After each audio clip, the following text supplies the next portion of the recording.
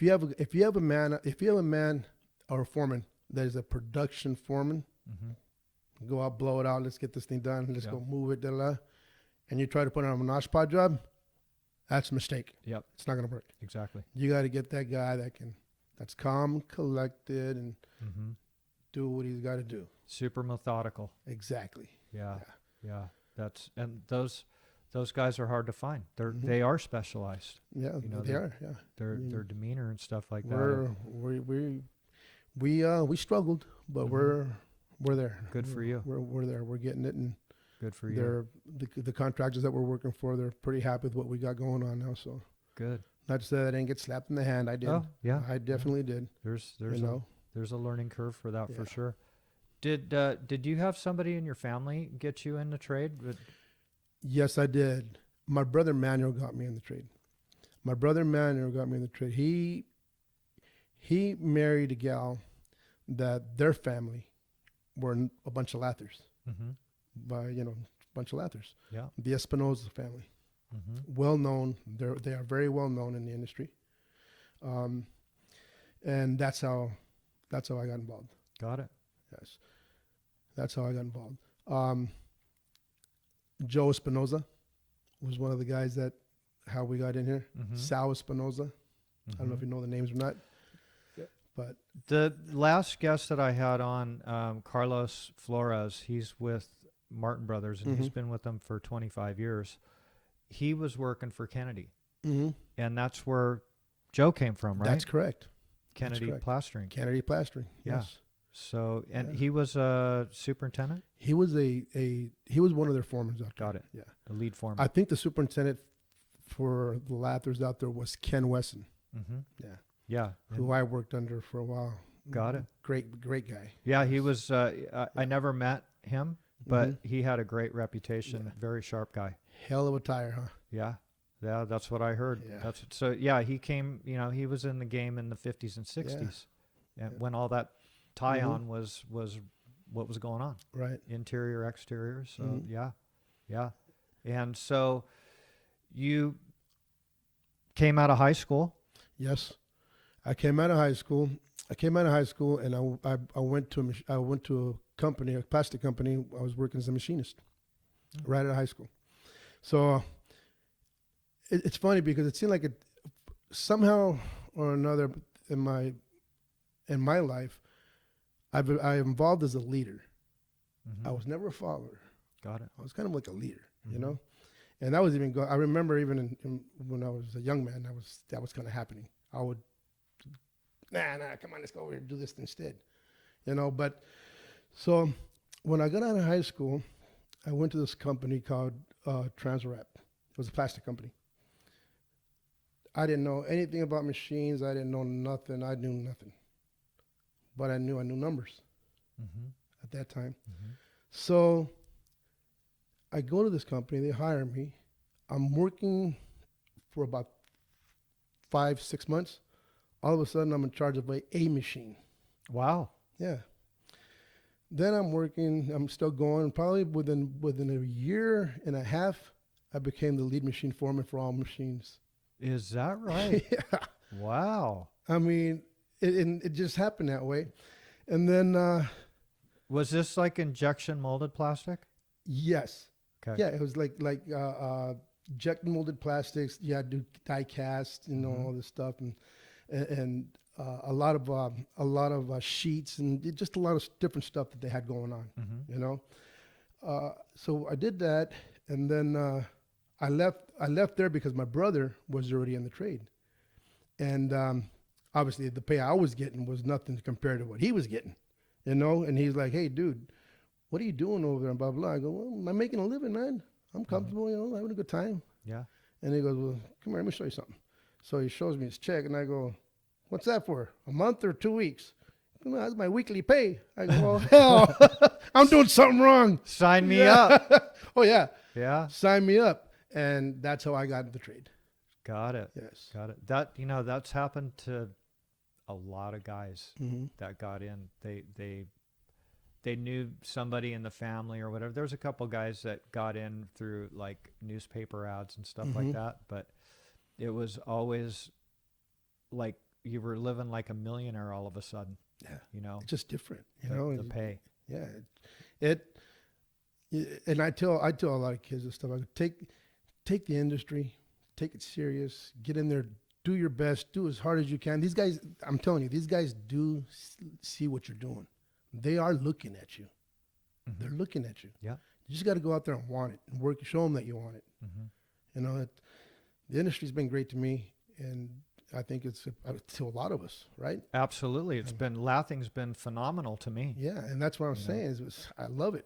The sky's the limit. Yeah, exactly. You know, it's funny because I was able to, I put my 30 years in 5 years ago, and I told myself, before I was there, as soon as I hit those 30 years, I'm going to retire. I'm done with this. I'm going to go out. You know, I hit it, and I said, no, I don't think it's not yet. I'm going on 6 years now since I hit my 30 year. Mm-hmm. I'm still having a blast. I love it. Yeah. I love it. Good for you. That's really, You know? that's awesome to hear. And I can honestly say that that's why I'm still doing this, is because it's the challenge, the camaraderie, Yeah. you know, and just to see how it keeps evolving and just going. Yeah. Yeah. Well, good for you. You know, That you have the mind for that, and you just don't want to sit home and scrape and paint. right? No, hell, no. You know. No, and not only that. I mean, I got a boss now that he's phenomenal. He's awesome. Mm-hmm. Awesome. That's even better. Yeah. That's even better. Yeah, he takes care of me. He's a really good guy, man. That's What awesome. makes you want you to go work for him. Yeah. You wake up in the morning and you want to go to work.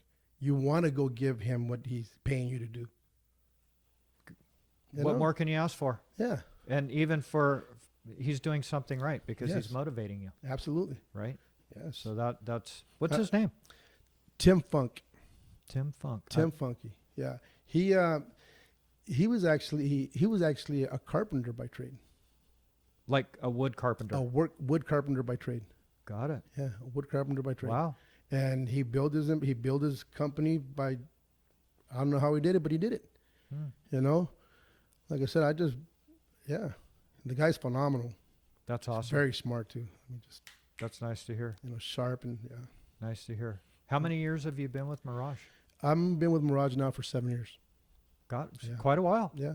Quite a while. Yes. So, right when you had your 30 years in, kinda, Yeah. Right there.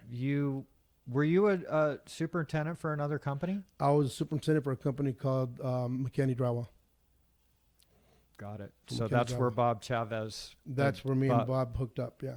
Got But it. I worked with Bob Chavez even before I was a superintendent there, Mm-hmm. because Bob went into that office. Obviously, Bob was the one that went to that office, but I worked with Bob before that, you know, and and that's what I said. I tell my owner, I go, yeah, my mentor. And I always say it, I got two mentors in this business that I really give a lot of gratitude and I'm grateful for, which is Robert Chavez and Roger Smith, which is Greg Smith's dad. Which now is with Mirage. Well, it's now Greg is with Mirage. Yeah. Yeah. Ironic, right? Yeah, that's a trip, man. Yeah. That really is a trip. Did you ever work with Greg in the field?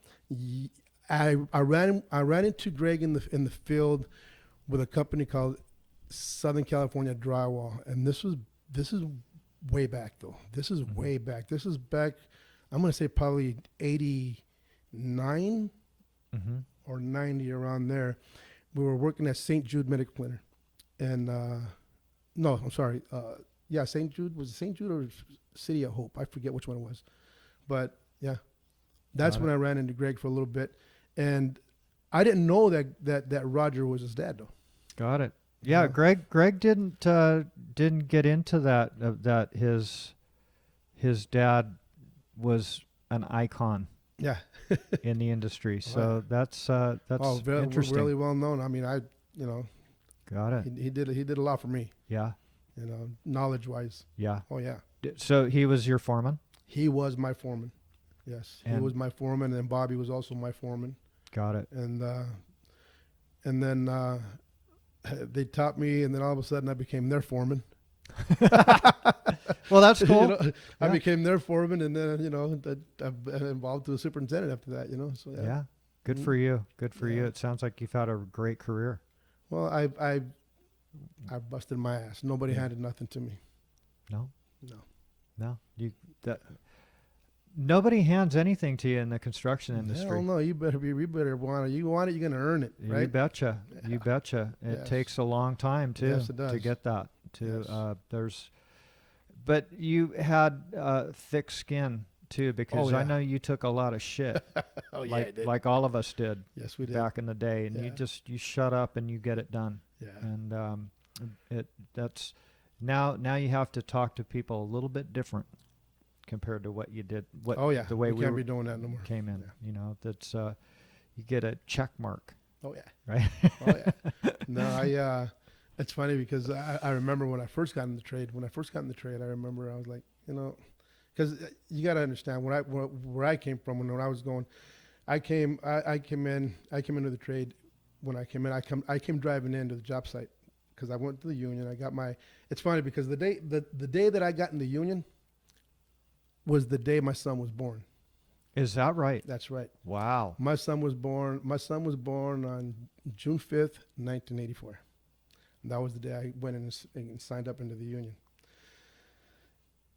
I went to work that day, and I remember I went to work that day, and I was kind of run down, kind of like bummed out. And the foreman at that time was Roger Carr, and he goes, "What's the matter with you?" I go, "Nothing. Well, what's wrong?" He goes, "Well, no, there's something wrong with you. I just hired you. I just talked to you yesterday and told you to go to the union, and you were all hippie and ready to go and all this stuff, and you're not the same guy that was there yesterday. What's going on with you?"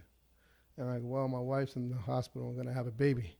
He goes, "Well, then get the hell out of here and go over there and take care of that, and then come back, bring me a cigar. If you don't bring me a cigar, don't come back at all." Done. So I went to the hospital. The baby was born. Right when he was born, I shot down to the union, took care of all the paperwork, and here we were. Got it. That's how that went. And that's the rest is history. The rest is history, yes. Any kids in the industry? My son. Your son is in. My son is in the industry now. He's one of our top foremen. Is that right? Yes. Mm-hmm. Congratulations. Well, thank you. Thank Yeah. you. Not where he wanted to end up, not where let's put it that way. I didn't want him to end up here, but he ended up doing it, So he's has some years behind him. He's Right. got 18 years under his belt now. He's definitely a seasoned foreman. Yeah, he's got his stuff going on now. Mhm. He did our two 10-story buildings. He did a great job. He did our 36-story building downtown. He did a great job. Yeah, Excellent. That's we're excellent. proud of him. Yeah. We're proud of him. I'm definitely proud of him. He's my son. Not to say the prodigal son, no, by far, no, nothing like that. But he's he's involved.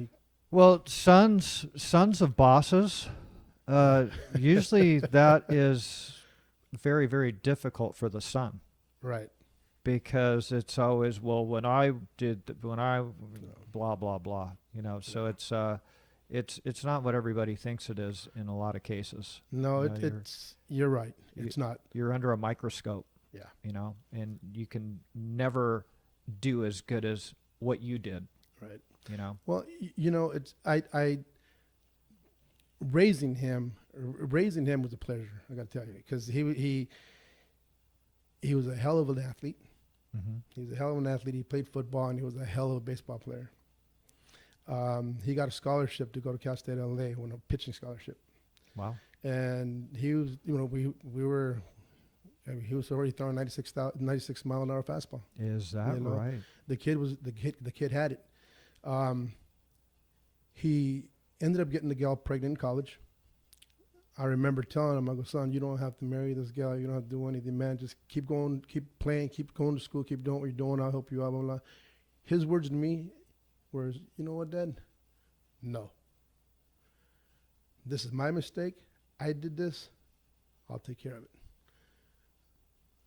Manned up. Manned up. I turned around, I looked at his mother, I go, "Well, there you go." I go, "Well, I'll tell you what, son. Get your ass down to the union hall and go sign up, because you're going to, that's it. You're going to You're support gonna this baby. You're going to support this kid. If that's where you're coming from, that's what you're going to do. And by the way, you got 2 months to move out." So there it was. Got it. And he did what he had to do. Well, hey, good for him, man. He's got some integrity. So now his kid is 18. His kid is Yeah, she's in high school. She's going to be graduating next year. Wow. Good Yeah. for him and Yeah. good for her Yeah, and good for you. Yeah. You have a She's granddaughter. gonna be a senior. She's gonna be a senior next year. So 17 years, I think, is what he's got there. Yeah. And they're still married? No, Got it. no, the gal didn't work. No. Got it. Now he's got another family with 3 other kids. So he's got 4 Oh, kids. Okay. All Yeah, right. he's just doing his thing. Yeah. You know. Yeah. Sounds like an interesting guy. Oh, he is. Yeah. Yeah, he is. So what do you do for hobbies and stuff, Carlos? Well, I like I said, when I was driving up to that job site back in 1984, Mhm. I drove up in a 1964 Super Sport Chevy Impala, hydraulics all the way around, man. Nice. Nice. I've been a low rider my whole life. All right. That's what I do. I've always I've fixed cars my whole life. Mm-hmm. Got them as buckets and fixed them up and painted them. You know, drove them around. Yeah. A lot of car shows. You know, That's and, fun. Yeah, and that's what I do. I love cars. Yeah. Yeah, I have right now I have a 1940 Buick Roadmaster. Wow. Yeah, so yeah. So you know all that math to make all that shit work on the hydraulics. We try, yeah. That's tough. Yeah. You know, that's Yes.